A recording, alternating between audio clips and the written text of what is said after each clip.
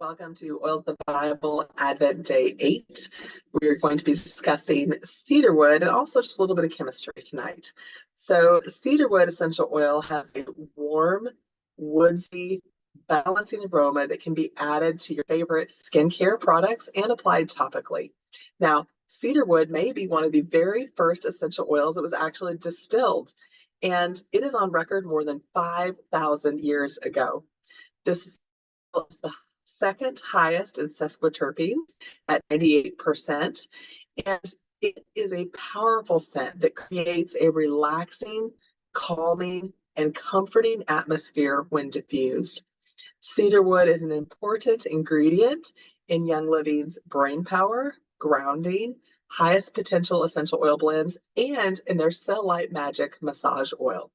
So, essential oils can actually maximize the body's ability to make healthy cellular changes. So, where there have been misprogramming in DNA, essential oils actually help with that reprogramming of DNA, a rewriting of that DNA. So, let's look at just a little bit of chemistry because sometimes our bodies respond immediately to an essential oil and we have a miracle right away. Sometimes it takes years for those changes to be completed in the body. And I just want to say that whether it takes immediate or whether it takes years, a miracle is a miracle. It is still miraculous. So we're going to look first tonight at phenols. And phenols are the number one constituent responsible for oxygenating activity of these oils. So there in the center of the screen, you'll see phenylpropanoids or phenols, and these may assist in cleansing or detoxifying the receptor sites on the cells. With clean receptor sites, cells can communicate and the body is supported in maintaining vibrant health. Now, next on the left-hand side of the screen, you will see sesquiterpenes. And sesquiterpenes actually deliver oxygen molecules to the cells like hemoglobin does in blood. And what's amazing about this is that they can also erase or deprogram miswritten codes in the DNA and in your cellular memory. So they have the ability also to cross the blood-brain barrier. Lastly, on the right-hand side of the screen, we have monoterpenes. And these reprogram miswritten information in the cellular memory or DNA. With proper coding in cellular memory, now the healthy cells can replicate into more healthy cells. So we have the body return to original God-given design. Now, if you want more in-depth information on the chemistry of essential oils, I would encourage you to go check out the book, The Chemistry of Essential Oils, Made Simple for easy reading in layman's terms. I want you to consider that it only takes one molecule of the right kind to open, communicate with the DNA to maintain healthy cellular function. Now, you can see why even just inhaling a small amount of oil vapor can have profound effects on the body, brain, and emotion. One drop of essential oil contains approximately 40 million trillion molecules. Now, I'm not just making that number up like a kindergartner or first grader. 40 million trillion. No, I mean, for real.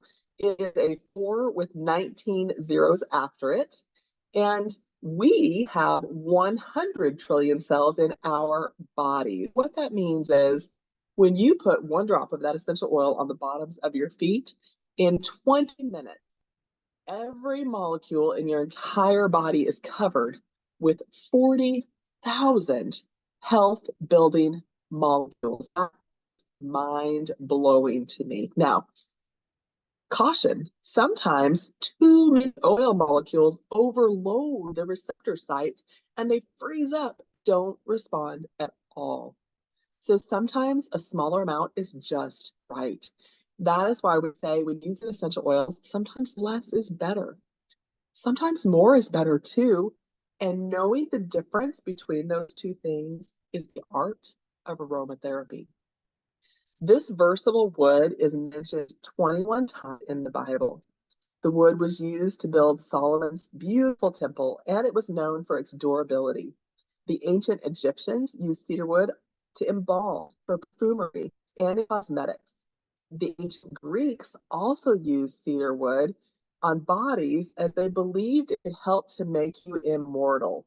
Psst, psst, use it in your skincare products. Okay, so the Chinese, Sumerians, Egyptians, all were using oils of cedar wood more than 5,000 years ago.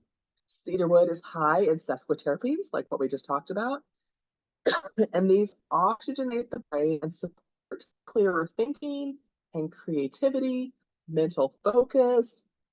Now, what is interesting, do you recall what King Solomon, the wisest man in the world, built his temple and his palace out of?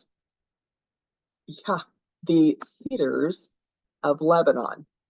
So this means that his place where he governed, where he ruled, where he lived, where he slept, it all, even where he worshiped, all had the vapors of cedarwood oil for mental clarity, focus, oxygenation of the brain in the air at all times. Remember, cedarwood contains the second highest amount of sesquiterpene of any known essential oil on the planet. So perhaps Solomon knew of the aromatic benefits of cedar and applied that knowledge to building his temple and his palace. I mean, he was the wisest man in the world. Why wouldn't he have known that? A little research can go a long way. Now, I want you to think again for a moment.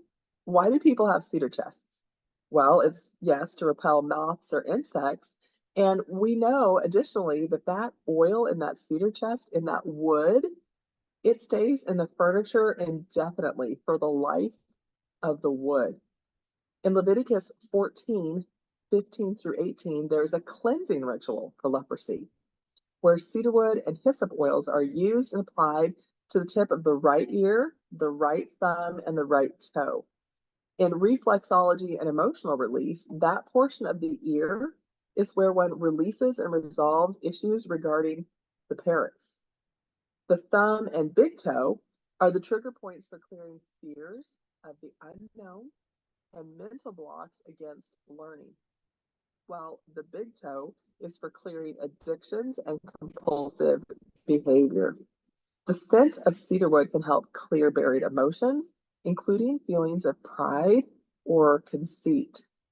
This is important because, as we discussed yesterday, emotions left unresolved in the body lead to illness. We know that 90% of illness begins with stress or unresolved emotions in the body. Now, Hosea 14:6 says, his young shoots will grow. His splendor will be like an olive tree, his fragrance like the cedars of Lebanon. It was a blessing. It was seen as a beautiful thing. Now, when we think about cedar, we know again that it has that warm, woodsy aroma that creates a comforting and uplifting experience. And we also know in shaves and colognes, you can add a drop to your aftershave lotion, any of your favorite skincare products or lotions to create smooth skin. Remember, it was thought to be linked to immortality. You can add it to your shampoo or conditioner for healthier, shiny looking hair. And, there's just a little bonus boost. You can use it and rosemary to help stimulate hair rebirth. Many people find it helpful for restful sleep. You can just diffuse it topically before bed. It also supports mental clarity and just an overall feeling of calm, making it great study time. So I would like to know, what is it about cedarwood that most stands out to you? What didn't you know before that's new information or that excites you? How might you like to try to use it? Um, and I just want to remind you that every essential oil that we've been exploring during Advent points back to the perfect provision of God. When I think about this chemistry, especially, and how it helps our bodies, which sometimes get gunked up and misreplicates DNA, and that leads to all sorts of health issues. We know when our cells don't um, copy themselves correctly, when our DNA misreplicates, we have issues, we have significant health issues, but here is a solution that God already gave us for oils that help, plant materials that help. He put us in a garden. He was the original aromatherapist and provided everything we needed there to be well. I hope you're encouraged by this, that God's perfect provision is abundant and all around. Have a great evening.